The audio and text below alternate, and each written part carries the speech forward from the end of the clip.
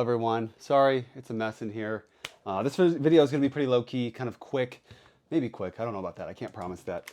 It seems as if recently everyone's freaking out about 2011s, and more specifically, regarding their drop safe or lack thereof. Issue can be found with the 70 series, 1911, 2011, anything, it's kind of the same platform, where there is not a firing pin safety. So let's talk about essentially just a quick overview of the issue if you're not familiar, what you can do to kind of counteract and make your 2011 a little bit more drop safe as humanly possible without doing crazy modifications, and whether or not it's still worth carrying and trusting your life to, EDC and all that kind of stuff. So super quick before we jump in, I want to thank the sponsors of today's channel, of today's video and the channel.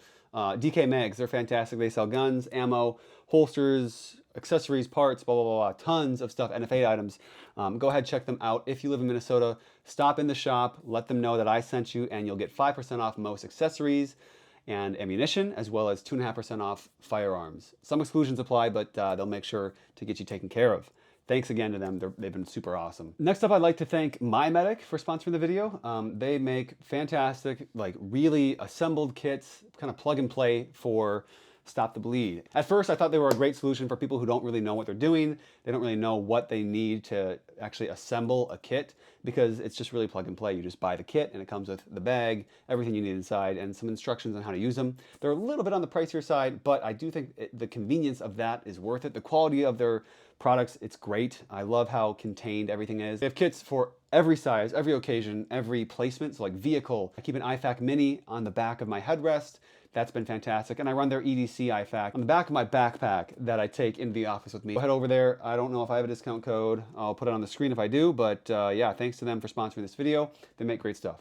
The issue overall is when you drop it specifically muzzle down onto, you know, chest height. That's been typically the height that's been done where there's a blank in the gun, drop it chest height. In the 1911 platform, what you're typically going to see is a firing pin spring, and I won't take this gun apart because YouTube doesn't like that, but I can show you the parts themselves. Your firing pin, this is your firing pin spring. It sits right there, and that just drops into the channel of your slide.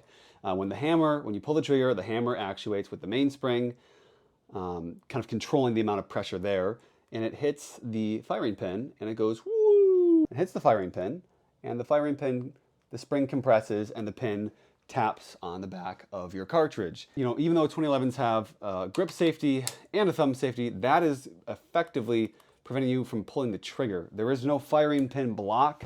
There's nothing coming in between the firing pin and the cartridge that's resting there that you have to defeat with a trigger pull.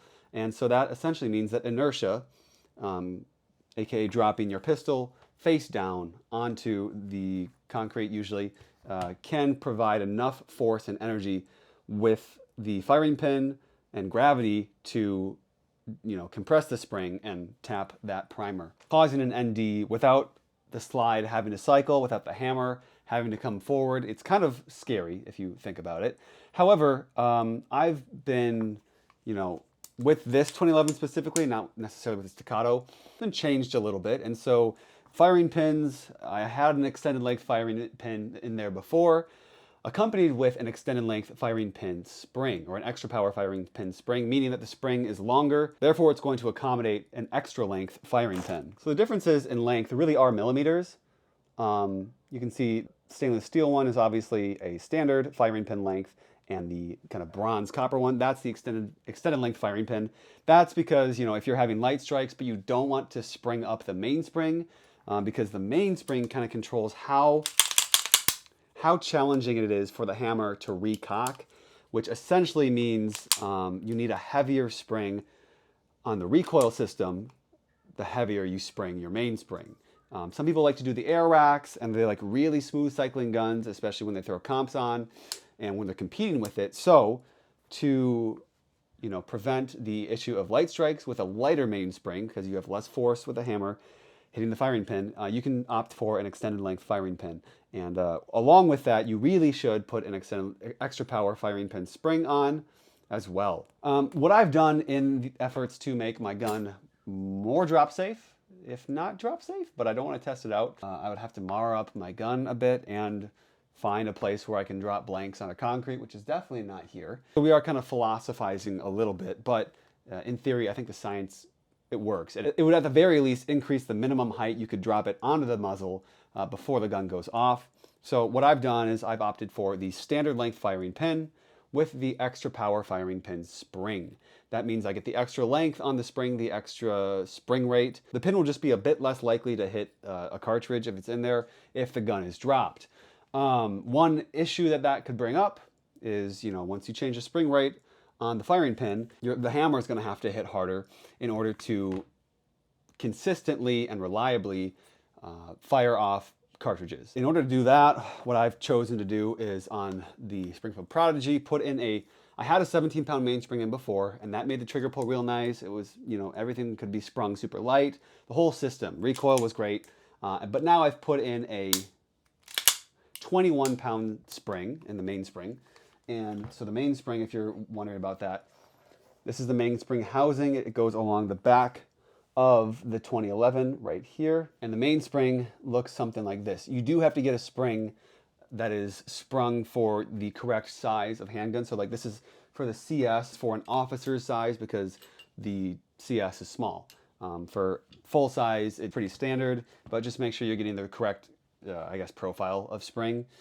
So yeah, for the officer spring, it's very small. I was pretty dang sure that I bought a 21-pound spring, but in the mail, I opened it up and it's a 23-pound spring. I think that the chances of getting light strikes will be even less than if I was then on like the 21-pound spring here, which is stock for the Prodigy. You're really gonna have to look up what spring rate that your specific 1911 or 2011 manufacturer uses because they go across the board.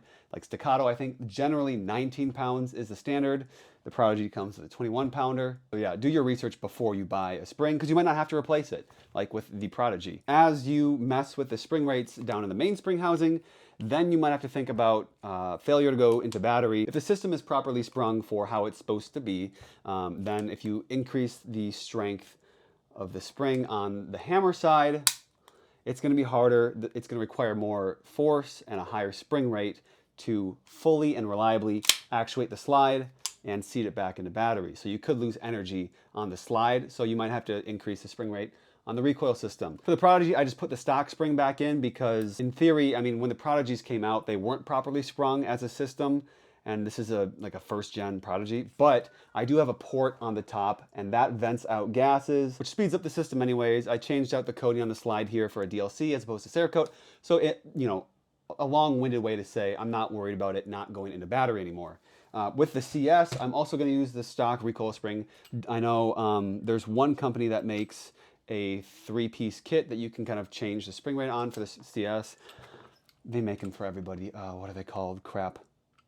They're not Dawson. Dawson makes the stock spring.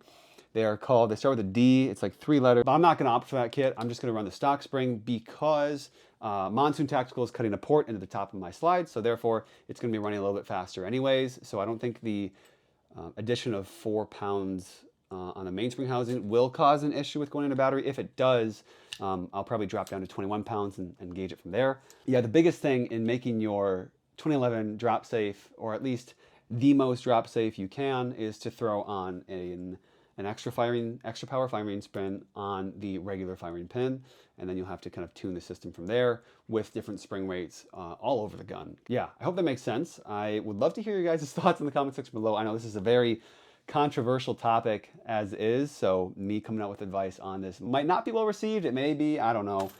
It might give you guys who have staccatos that you're carrying some hope. But this is actually what I'm doing, so I am going to be EDCing not this gun, but the CS with that adjustment made.